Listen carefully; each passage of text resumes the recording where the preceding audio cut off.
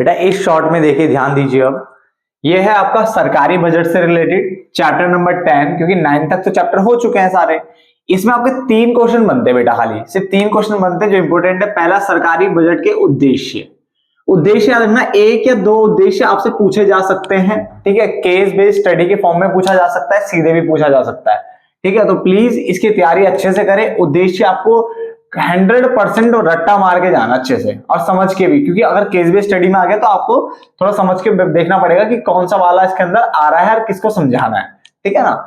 दूसरा, इसने बोला सरकारी बजट जो सरकारी घाटा होता है, ठीक है, या बजट घाटे के जो माप होते हैं, जिसमें आप राजस्व घाटा, राजकोषीय घाटा, प्राथमिक घाटा पढ़ते हो, थोड़ा इसके बारे में आपको पता होना चाहिए।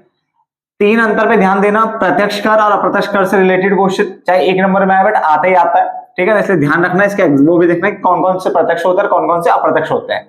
उसके अलावा राजस्व प्राप्तियां, पूंजीगत प्राप्तियों के बीच में डिफरेंस, और राजस्व व्यय और पूंजीगत व्यय के बीच में डिफरेंस। तो बड़े छोटा सा 3 क्वेश्चन बनते हैं इसमें, ये तीनों आप पढ़ाओ से याद कर लीजिए और बजट इसी में खत्म हो जाएगा। क्लियर है? नोट डाउन करो बच्चा।